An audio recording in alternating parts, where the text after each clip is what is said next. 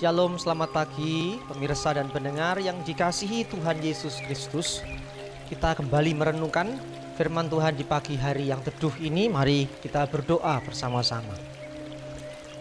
Ya Allah Tritunggal Maha Kudus, diamkanlah seluruh suara dalam hati kami, kecuali hanya suaramu melalui perenungan firman di pagi hari ini. Amin. Masih dengan tema karunia Roh Kudus, dan subtema ketiga saat ini ialah karunia iman. 1 Korintus 12 ayat yang ke-9 menyatakan demikian, kepada yang seorang roh yang sama memberikan iman. Kembali kalau kita melihat di dalam bagian ini, kita menemukan bahwa adanya kekacauan di Korintus atau gereja Korintus adalah masalah perpecahan jemaat yang juga akhirnya menjadi permasalahan dalam hal karunia-karunia Roh Kudus. Sebabnya Paulus kembali menjelaskan kepada mereka bahwa pentingnya karunia Roh Kudus bukan sebagai sarana untuk sombong-sombongan atau hebat-hebatan, tetapi sebagai sarana untuk membangun tubuh Kristus. Maka kembali dijelaskan juga oleh Paulus bahwa semua karunia Roh Kudus itu berasal dari Allah Tritunggal, di mana Allah Tritunggal yang berkarya dengan kehendaknya memberikan untuk tugas gereja saling membangun satu dengan yang lainnya. Karena ini adalah kuasa yang luar biasa yang memungkinkan gereja untuk saling melayani, sehingga setiap anggota itu berfungsi dengan fungsinya masing-masing untuk kebaikan semua anggota. Nah, dalam bagian ini kita melihat yang disebut dengan karunia iman. Iman dalam bahasa Yunani menggunakan kata Yunani pistis, yang berasal dari kata kerja peito, yang artinya meyakinkan.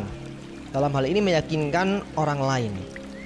Sehingga kata ini punya makna yang luas, yang mendalam, baik secara subjektif maupun objektif, dan secara umum artinya kemampuan untuk percaya. Nah, kata pistis atau peito ini masuk di dalam konteks 1 Korintus 12 ayat 9. Maka kata pistis ini merupakan salah satu karunia Roh Kudus yang berbeda dengan iman sebagai penyerahan total. Karunia iman ini adalah iman yang bekerja secara ajaib. Iman yang seperti dijelaskan Tuhan Yesus, iman yang memindahkan gunung. Dan tentunya iman yang berkaitan untuk tugas pelayanan gereja. Dan sebabnya pelajaran yang kita peroleh dari karunia iman adalah bahwa karunia iman bekerja secara ajaib dalam kasus-kasus tertentu dalam perjalanan gereja, pelayanan gereja atau orang percaya. Dan yang kedua, karunia iman juga merupakan kemampuan untuk percaya akan kuasa Allah dalam menyediakan keperluan khusus. Nah, ini penting untuk tugas pelayanan di gereja Tuhan. Amin. Mari kita berdoa.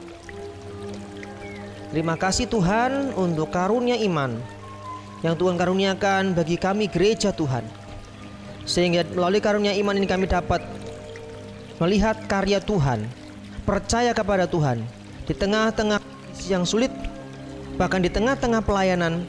Tuhan memberikan karunia ini untuk boleh menguatkan mereka yang susah, yang lemah imannya.